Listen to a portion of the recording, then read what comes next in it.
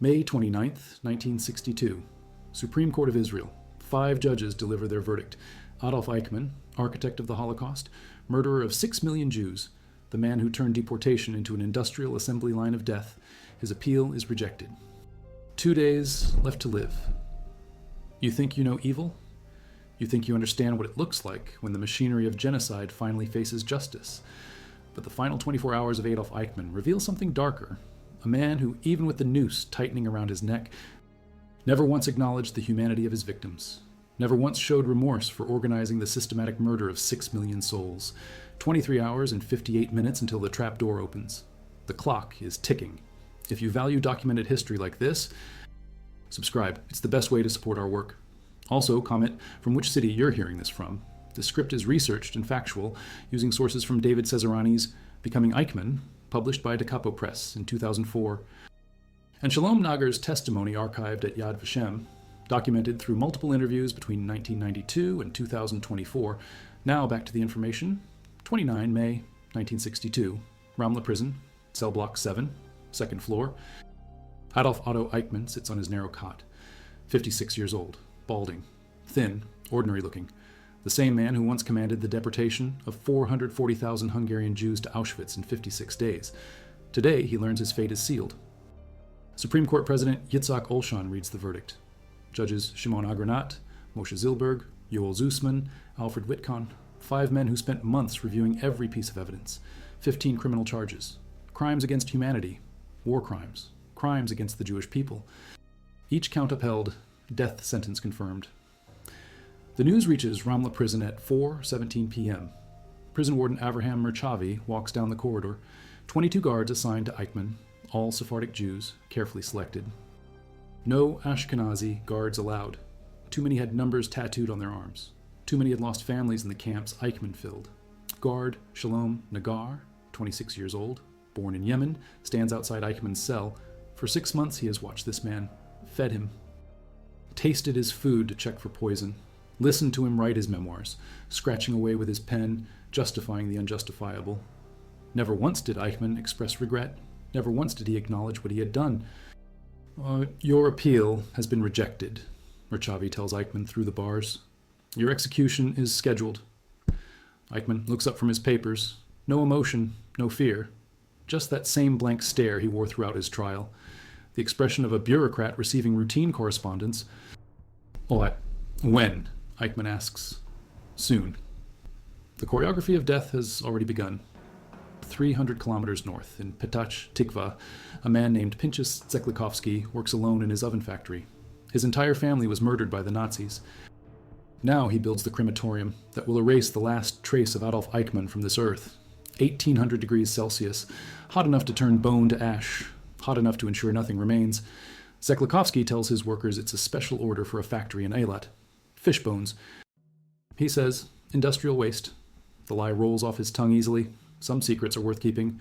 24 hours before execution, the machinery of justice moves with the same precision Eichmann once used to orchestrate murder. Every detail planned, every contingency considered. Nothing left to chance. In cell 7, Eichmann continues writing. His memoirs, his justifications, pages and pages of self-serving fiction about following orders, about being a small cog in a vast machine. The same lies he told during 275 hours of interrogation with police captain Avner Less, 3,564 pages of transcript, 9 months of questioning. And still, Eichmann insisted he was merely a transportation coordinator, a logistics specialist, a civil servant doing his job. Avner Less, the German-born Jewish refugee who fled Berlin in 1933, knew better.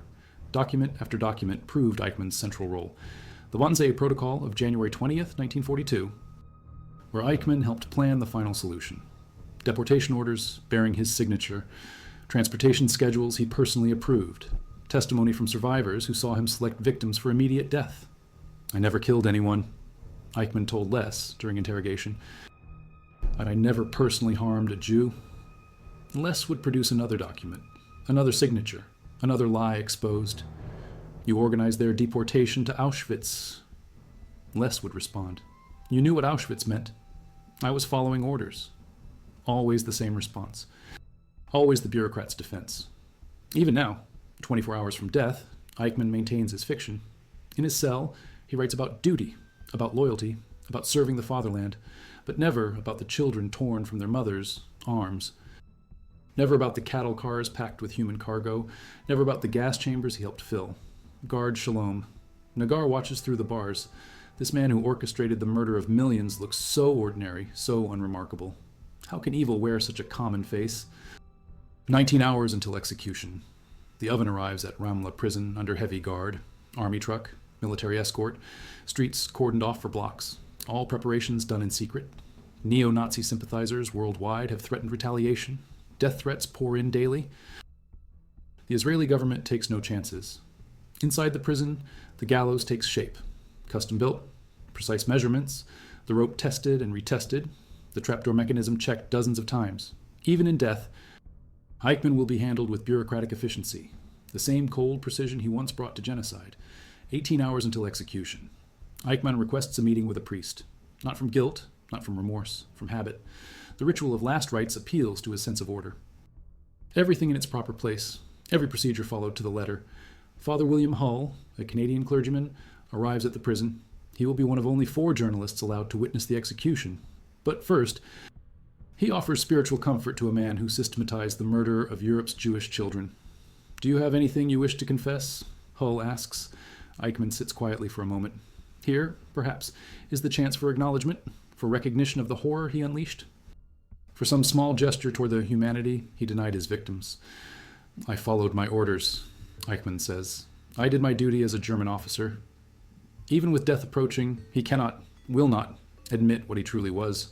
Not a soldier following orders. Not a bureaucrat caught in a system beyond his control. But an architect of genocide, a man who turned murder into a science of efficiency. 17 hours until execution. In the prison workshop, guards prepare the cremation chamber.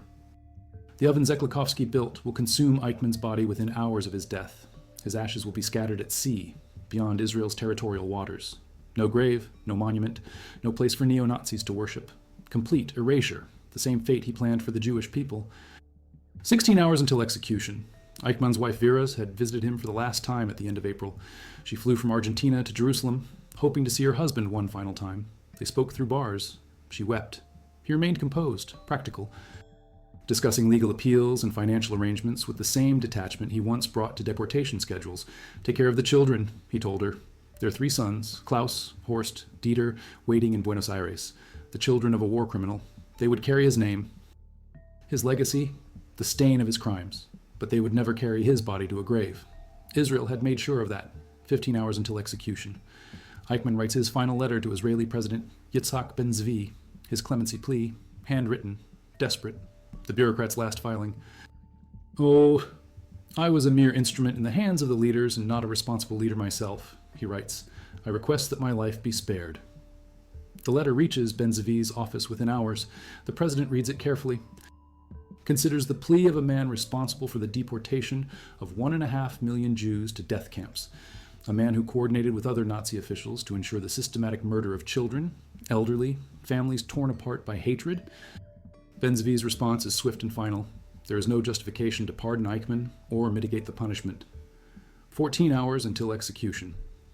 The Israeli cabinet meets in emergency session. Justice Minister Dov Yosef presents the clemency request. Foreign Minister Golda Meir reviews international pressure to commute the sentence. Letters pour in from around the world, some urging mercy, others demanding justice. The vote is unanimous. Adolf Eichmann will hang at midnight. 13 hours until execution. In his cell, Eichmann continues his memoirs, writing furiously, as if words can somehow change what's coming, as if explanations can erase the cattle cars, the selections, the gas chambers, the mass graves filled with children who never lived to see their next birthday. He writes about his childhood in Linz, Austria, his failed business ventures, his recruitment into the SS in 1932, but he skips over the most important details: the enthusiastic embrace of Nazi ideology, the voluntary participation in genocide, the zeal with which he pursued efficiency in mass murder. Guard Nagar brings his evening meal. Eichmann barely touches it, not from fear, he has never shown fear, but from focus, still trying to control the narrative, still believing he can explain away the unexplainable. "Or I was not ideological," he writes. "I was a technician." The lie on the page mirrors the lies he told during his trial. Prosecutor Gideon Hausner had demolished this fiction with testimony from hundreds of witnesses. survivors who identified Eichmann personally supervising deportations, Nazi officials who confirmed his central role in planning the final solution, documents bearing his signature that proved his intimate involvement in every stage of the killing process. But Eichmann persists in his delusion, even now, even with 12 hours left to live, 12 hours until execution. The special oven reaches optimal temperature, 1800 degrees, hot enough to reduce human bone to powder, the same temperature used in the crematoria at Auschwitz, Treblinka, Sobibor, the camps Eichmann helped fill with his efficient deportation schedules. The symmetry is precise. The architect of industrial murder will be consumed by industrial fire, reduced to ash and scattered like the victims he sent to their deaths. But unlike them, he will not be mourned. Unlike them, he will not be remembered as innocent. Unlike them, his death represents justice, not tragedy. 11 hours until execution. Prison guards, change shifts, the final rotation before the execution. 22 men who have watched Adolf Eichmann for 6 months, fed him, protected him from suicide, ensured he stayed alive long enough to face justice. Among them walks Shalom Nagar, the reluctant executioner. He has been on duty since early morning, unaware that tonight he will be called upon to spring the trapdoor that ends one of history's most evil lives. He thinks he has the day off tomorrow. He plans to spend time with his wife Ora and their infant son in Holon. He has no idea that in 11 hours, his name will be forever linked with the final moments of the Holocaust's chief architect. 10 hours until execution. Eichmann requests paper and ink. He wants to write letters to his family, final words to his children, instructions for his wife, the bureaucrat organizing his final paperwork. He writes to Klaus, his eldest son, 19 years old, the boy who grew up knowing his father's reputation, who fled with the family to Argentina in 1950, who watched Mossad agents drag his father away from their home on Garibaldi Street in Buenos Aires. Be strong, Eichmann writes. Remember your duty to family and fatherland. Even in his final letters, he cannot acknowledge what he was, cannot admit to his son that the duty he speaks of included the systematic murder of children the boy's own age, cannot confess that his service to the fatherland meant transforming an entire continent into a killing field. 9 hours until execution. The gallows stands ready, custom-built scaffold in the prison courtyard, 13 steps to the platform, a rope tested to hold exactly 170 pounds, Eichmann's current weight. The trapdoor mechanism lubricated and tested, everything precise, everything functional, everything efficient. The irony would not be lost on Eichmann if he understood it. The same methodical attention to detail that characterized his deportation operations now serves his own execution. But understanding requires empathy. And empathy requires recognizing the humanity in others, something Adolf Eichmann never possessed. 8 hours until execution. News of the rejected clemency plea reaches the international press. Reuters, Associated Press, BBC, the world's media prepares to report on the end of one of history's greatest monsters. Reporters gather outside Ramla Prison. Photographers position themselves for the announcement that will come at dawn. Inside the prison, 4 journalists prepare for the most important story of their careers. Paul Benedek, a Hungarian Jewish survivor of the Holocaust, represents Uj Kelet newspaper. He will witness the death of the man responsible for deporting 437,000 Hungarian Jews in 1944. The personal satisfaction mingles with professional duty. History demands witnesses. 7 hours until execution. Eichmann finishes his final meal.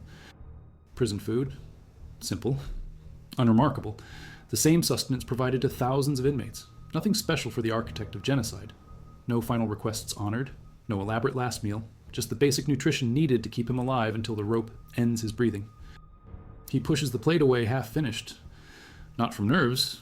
Adolf Eichmann has never shown human emotion, but from preoccupation. Still writing, still justifying, still insisting on his innocence in the face of overwhelming evidence. 6 hours until execution. The special cremation oven reaches full operational capacity. Zeklikovsky's creation burns at precisely the temperature needed to ensure complete destruction. Within hours of Eichmann's death, every trace of his physical existence will be reduced to ash and scattered beyond Israel's territorial waters. The symbolism is intentional. Just as Eichmann sought to erase the Jewish people from Europe, so too will he be erased from the earth. But there the comparison ends. His victims were innocent, their memory honored, their deaths mourned by generations who follow. Eichmann's death will be celebrated as the closing of history's darkest chapter. 5 hours until execution. The prison grows quiet. Normal operations suspended.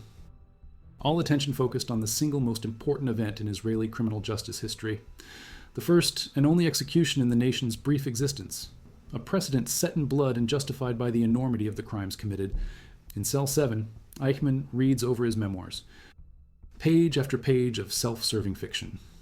The story of a misunderstood civil servant caught in the machinery of war.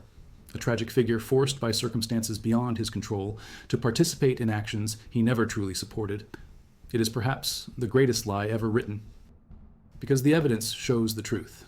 Documents bearing his signature approving deportation schedules, testimony from subordinates describing his enthusiastic participation in genocide, survivors, accounts of his personal presence at selection sites, choosing who would live another day and who would die immediately, 4 hours until execution. Shalom Nagar goes home to Holon for what he thinks is a routine evening off. He walks with his wife and infant son through their neighborhood, a young family enjoying a peaceful evening. He has no idea that within hours, a police van will screech to a halt beside him, and his life will be forever changed by a single moment of terrible duty. His colleague, Avraham Merchavi, the head warden, knows what's coming. The lottery has been held, the selection made. By dawn, one of the 22 guards will carry the burden of ending Adolf Eichmann's life. The chosen executioner doesn't know yet. The secret must be kept until the final moment, 3 hours until execution. International phone calls flood the Israeli government. Last-minute appeals for clemency. Diplomatic pressure from nations that prefer their war criminals die quietly in prison rather than at the end of a rope. The spectacle of execution makes some uncomfortable. The finality troubles others. But Prime Minister David Ben-Gurion's position remains unchanged. Adolf Eichmann organized the systematic murder of 6 million Jews. He showed no remorse during 9 months of interrogation. He expressed no sympathy for his victims during 8 months of trial. He demonstrated no recognition of the evil he perpetrated, even when facing death. Justice demands his execution. History requires his death. The Jewish people deserve this closure. 2 hours until execution. The prison corridors echo with footsteps, guards moving into final positions, officials preparing for the single most significant moment in the building's existence. The gallows waiting in darkness, the rope coiled and ready, the trapdoor mechanism tested one final time. In his cell, Eichmann sets down his pen. The memoirs are finished, his final justification complete. Pages and pages of lies that will be studied by historians as examples of how evil attempts to explain itself, how genocide masquerades as duty, how murder disguises itself as patriotism. He folds the papers neatly, files them in proper order. The bureaucrat organizing his final paperwork. Even in death, he maintains the facade of orderly administration that once made him so effective at organizing mass murder. 1 hour until execution. The phone call comes to Merchavi's office. Final confirmation from Jerusalem. No last-minute reprieve. No political intervention. No stay of execution. Adolf Eichmann will die at midnight as scheduled. Merchavi reaches for his duty roster. 22 guards. 22 men who have watched over history's greatest monster. 1 name selected by lottery. 1 man chosen to spring the trapdoor. 1 individual who will bear witness to the final moment of organized evil. Shalom Nagar walks peacefully with his family in Holon. 30 minutes until his world changes forever. 30 minutes until execution. The police van starts its engine in the prison motor pool. Soon it will screech through the streets of Holon, hunting for a young guard who thinks he has the night off. The reluctant executioner who must be convinced to fulfill his terrible duty. Inside the prison, final preparations accelerate. The gallows inspected one last time. The cremation oven burning at optimal temperature. The witnesses gathering in their designated positions. 4 journalists, a handful of officials. The minimum number required to ensure legal compliance and historical record. 20 minutes until execution. Eichmann hears the increased activity outside his cell. Footsteps, voices, the sound of preparations. But he shows no fear, no emotion. Just the same blank expression he maintained throughout his trial. The face of banal evil, as Hannah Arendt would later describe it. The ordinary mask worn by extraordinary monsters. He straightens his papers one final time. The memoirs that will be locked away in Israeli archives, forbidden from public view for 5 years. Prime Minister Ben-Gurion's decision, even in death. Eichmann will not be allowed to spread his poison, to justify his crimes, to influence future generations with his lies. 10 minutes until execution. The police van screeches to a halt in Holon. Merchavi jumps out, scanning the streets for his chosen executioner. Time is running short. The execution must proceed on schedule. Justice delayed is justice denied, and Adolf Eichmann has escaped justice far too long already. There, walking with his wife and child, Shalom Nagar, 26 years old, Yemenite immigrant, reluctant soldier in the army of justice, the man whose name will forever be linked with the final moment of the Holocaust's architect. 5 minutes until execution. Nagar sees the van. knows immediately what it means. The lottery has fallen on him. The terrible honor, or burden, of ending Adolf Eichmann's life. He looks at his wife.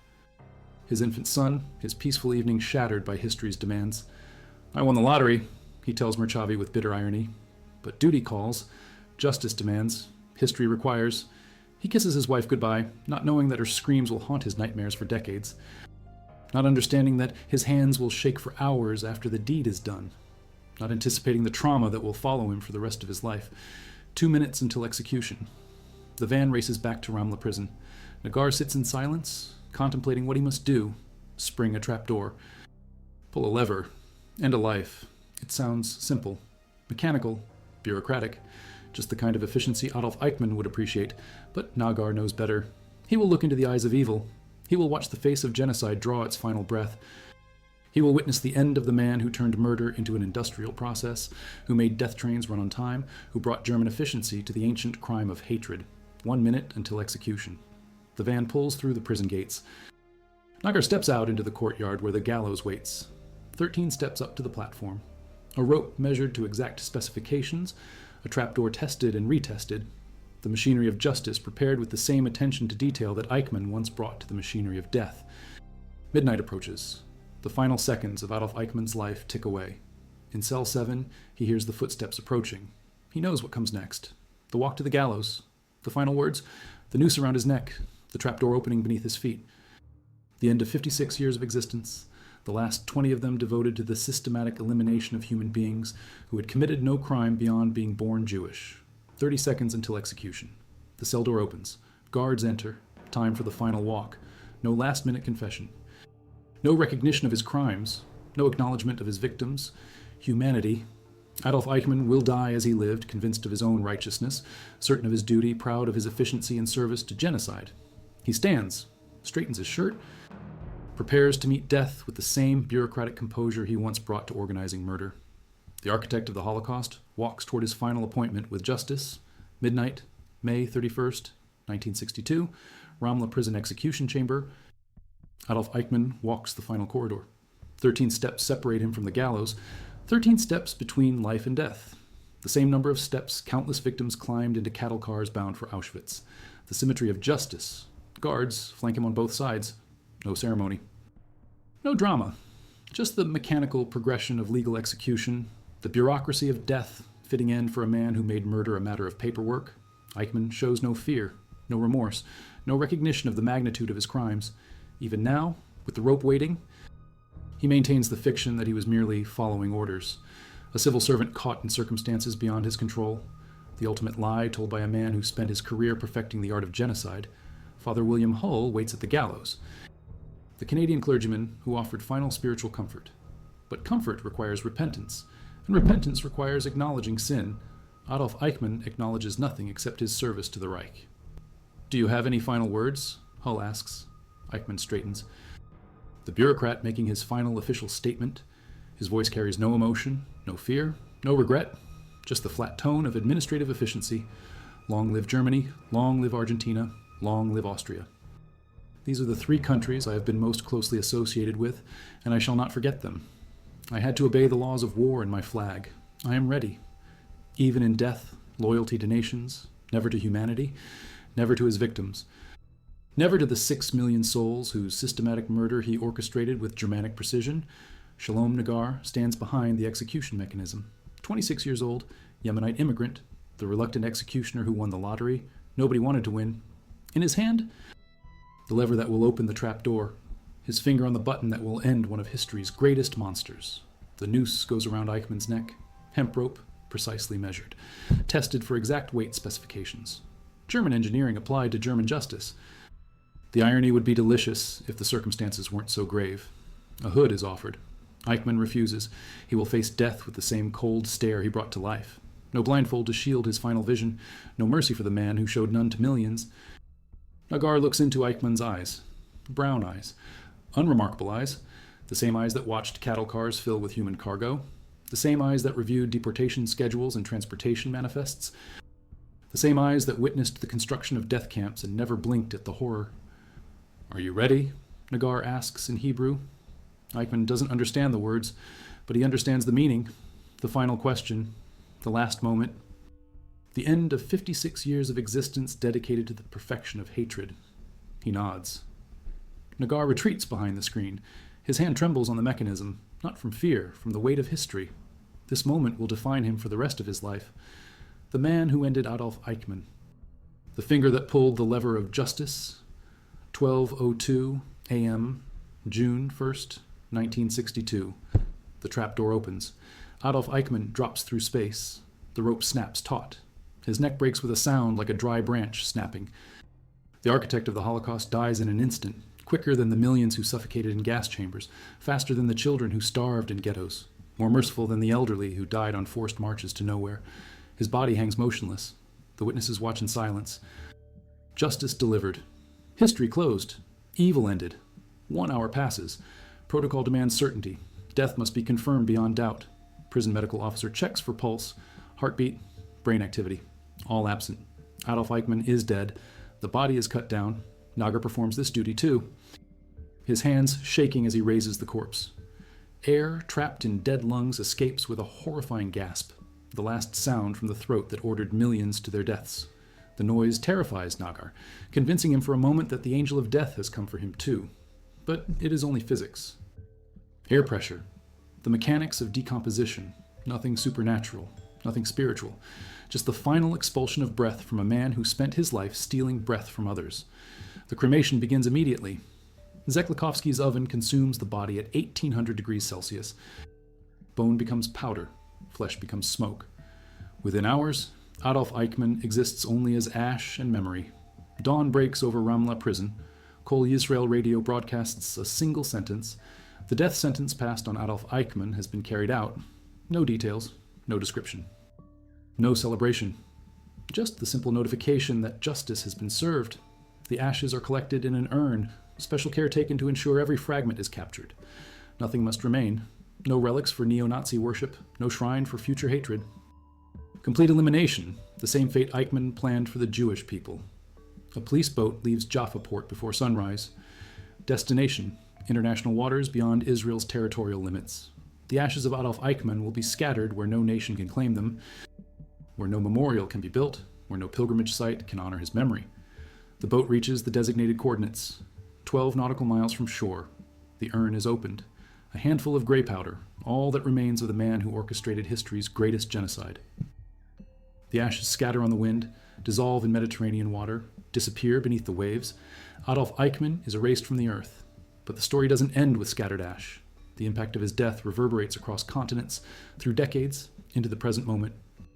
His execution becomes a landmark in international law, the principle that no crime is too old for justice, no criminal too powerful for punishment, no genocide beyond the reach of human courts. The trial transcripts fill libraries.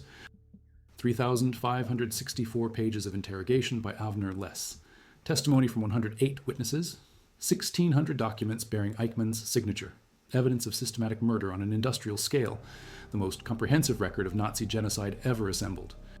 Hannah Arendt writes, Eichmann in Jerusalem, a report on the banality of evil.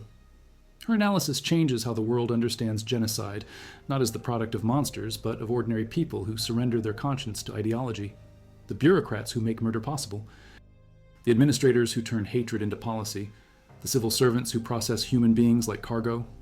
Shalom Nagar carries the trauma for decades. Nightmares plague his sleep. The sight of Eichmann's corpse haunts his memory. The sound of escaping air terrifies him. He leaves the prison service, grows out his payot and beard, becomes a kosher butcher and kollel student. Faith helps heal what duty has wounded. In 1992, 30 years after the execution, Nagar finally tells his story to Israeli radio. The reluctant executioner breaks his silence, revealing details kept secret for 3 decades. He describes Eichmann's final moments, the terrible responsibility of ending a life, the burden of being history's instrument of justice. I understand the great merit I was given, Nagar says in later interviews. God commands us to wipe out Amalek and not to forget. I have fulfilled both commandments. The man who pulled the lever of justice dies in November 2024 at age 88. His passing marks the end of an era, the last living connection to Adolf Eichmann's final moments gone forever. But the lessons remain. The precedent endures. The principle established at Ramla Prison echoes through international courts, war crimes tribunals, human rights proceedings. No statute of limitations on genocide, no sanctuary for systematic murder, no escape from justice, however delayed. The Nuremberg trials established that following orders is no defense for crimes against humanity. The Eichmann trial proved that time is no shield for war criminals.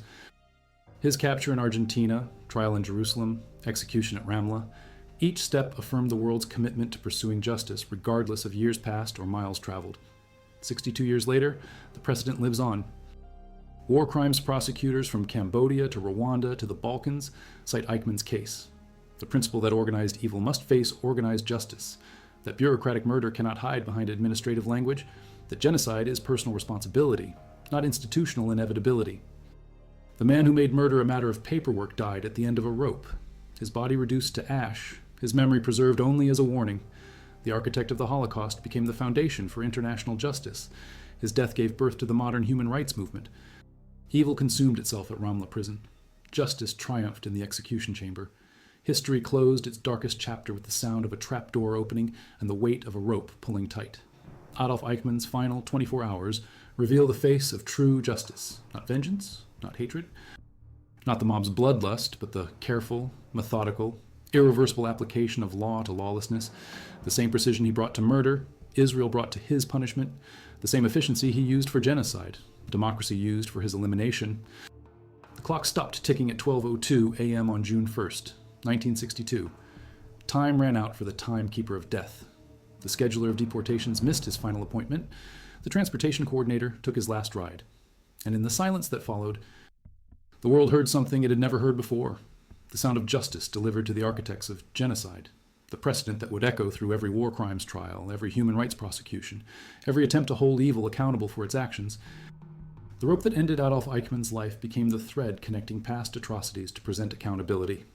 His death at Ramla Prison established the principle that would guide international justice for generations. But perhaps the most chilling revelation of Eichmann's final hours was not his lack of remorse. It was his complete inability to understand why remorse was expected.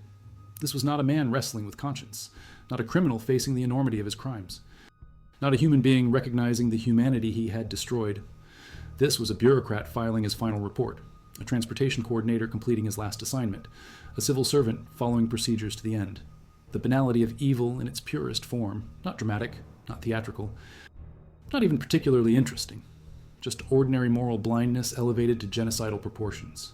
The interrogation transcripts reveal this most clearly. 275 hours of questioning by Avner Less, page after page of Eichmann's responses. Always the same themes. Always the same justifications. Never any recognition that Jewish children had names, families, dreams, futures stolen by his efficient deportation schedules. I was responsible for transportation, he insisted. What happened at the destination was not my concern. But Less had the documents.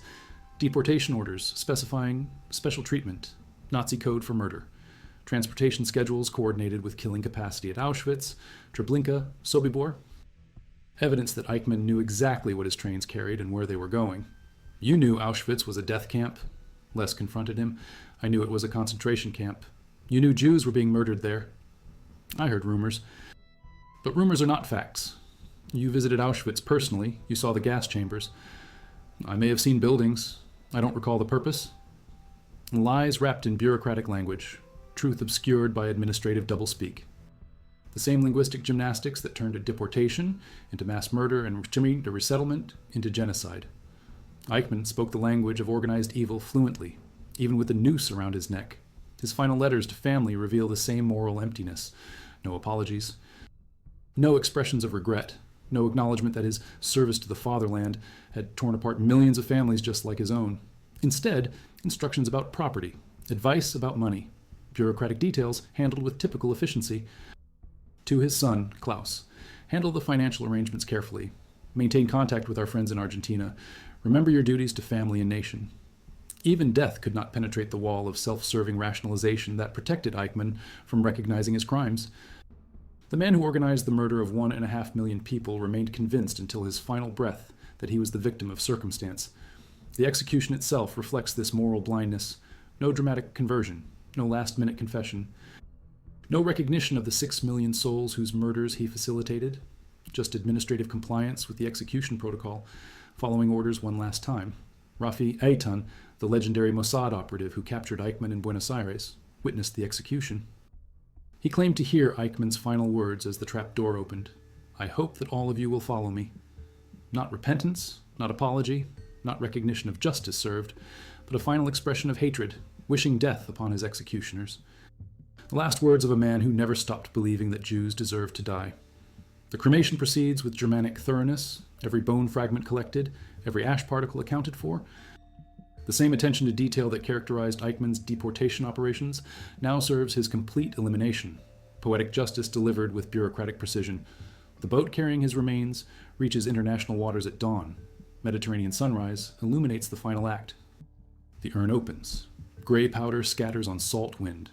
Adolf Eichmann dissolves into nothingness, the same nothingness he tried to impose on European Jewry. But unlike his victims, he is not mourned. Unlike them, his death brings closure, not tragedy. Unlike them, his elimination makes the world safer, not poorer. The precedent established at Ramla Prison reverberates through history. Augusto Pinochet faces extradition from London. Slobodan Milosevic stands trial at The Hague. Rwandan genocidaires answer for their crimes in international courts.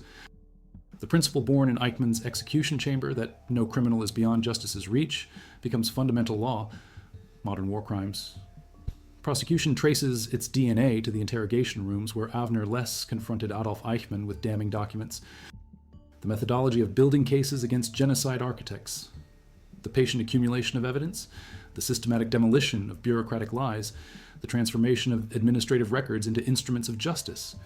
International human rights law carries forward the Eichmann precedent. Universal jurisdiction for crimes against humanity. The obligation to prosecute or extradite war criminals. The rejection of superior orders as a defense for genocide. Legal principles forged in the crucible of Holocaust justice. The trial's global impact cannot be overstated. For the first time, Holocaust survivors testified on television. Their voices reached living rooms across America, Europe, Africa, Asia. Personal testimony replaced abstract statistics. Human faces emerged from historical anonymity. The world heard directly from those who survived the machinery of death Eichmann operated. Gideon Hausner's opening statement became a template for war crimes prosecution. "I do not stand alone. With me, at this moment, stand 6 million accusers." The prosecutor, as voice of the voiceless. The courtroom as memorial. The trial as education for generations who would inherit the responsibility to remember. The Eichmann case established that genocide is not just a crime against specific victims. It is a crime against humanity itself. The systematic destruction of human groups threatens the entire species. Everyone has standing to demand justice. Every nation has jurisdiction to prosecute.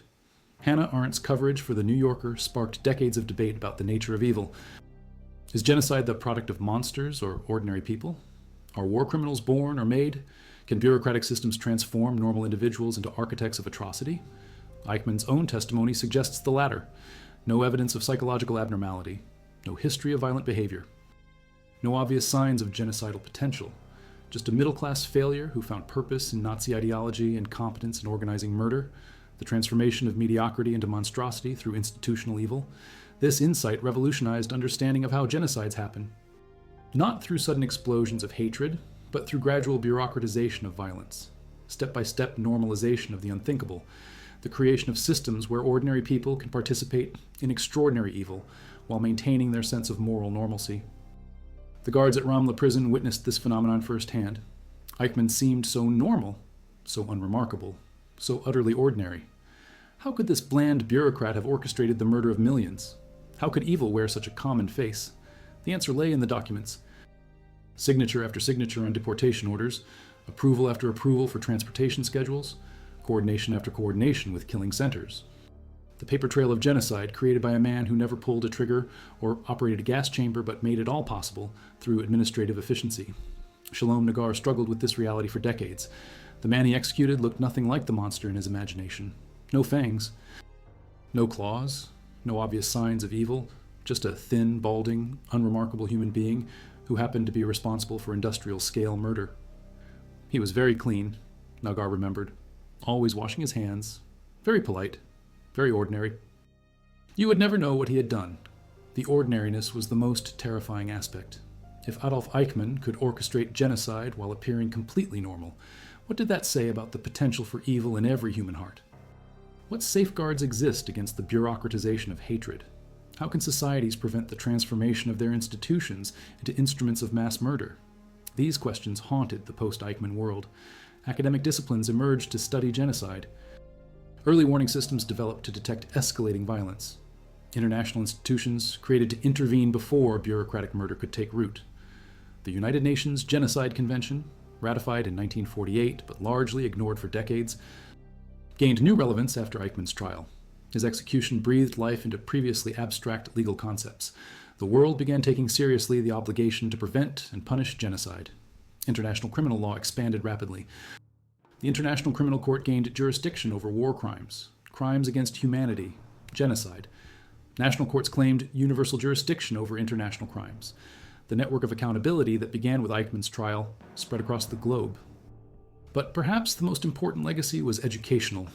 The trial created the first comprehensive public record of how the Holocaust happened, not through sensationalized drama or simplified narratives, but through patient documentation of bureaucratic procedures, administrative decisions, transportation logistics. The mechanics of genocide revealed in excruciating detail. Schools worldwide incorporated these materials into curricula. Students studied deportation schedules and transportation manifests. They learned how ordinary paperwork could become instruments of murder. They discovered how administrative efficiency could serve genocidal purposes. The lesson was clear. Evil does not require monsters. It only requires ordinary people willing to surrender their moral judgment to institutional authority. The transformation of Adolf Eichmann from failed businessman to architect of genocide demonstrated how quickly civilized society could collapse into organized barbarism. His execution at Ramla Prison marked not just the end of one man's life, but the beginning of humanity's systematic effort to prevent future genocides. The rope that killed the architect of the Holocaust became the foundation for international justice. Every war crimes tribunal since has invoked the Eichmann precedent. Every prosecution of genocide architects has followed the investigative methods pioneered by Bureau 06. Every conviction of crimes against humanity has built upon the legal framework established in Jerusalem District Court. The final 24 hours of Adolf Eichmann thus represent more than the end of one evil life. They mark the moment when humanity decided that some crimes are so heinous, so threatening to the species itself, that they can never be forgiven, never be forgotten, never be allowed to go unpunished. Justice delivered at midnight in Ramla Prison became justice promised to future victims of genocide. The trapdoor that opened beneath Eichmann's feet created an opening for international law to enter. The rope that ended his breathing gave life to the principle of universal accountability. 62 years later, that principle continues to evolve. War criminals from Syria face prosecution in European courts. Perpetrators of atrocities in Myanmar answer to international tribunals. The network of justice that began with one man's execution has expanded to encompass the globe. The clock that stopped ticking for Adolf Eichmann keeps running for his victims. Their memory drives continued efforts to prevent genocide, prosecute war criminals, protect vulnerable populations. The dead speak through documents archived at Yad Vashem. Their voices echo in courtrooms from The Hague to Phnom Penh. The final revelation of Eichmann's last hours was not about his death. It was about their continued life in human memory and legal precedent. The architect of the final solution became the cornerstone of international justice. The bureaucrat of death gave birth to institutions of accountability. Midnight at Ramla Prison, the sound of a trapdoor opening, the weight of justice falling. The end of evil and the beginning of hope that such evil might never again find bureaucratic expression. Adolf Eichmann died as he lived, following orders, but his death gave orders to future generations. Remember, prosecute, prevent, never again.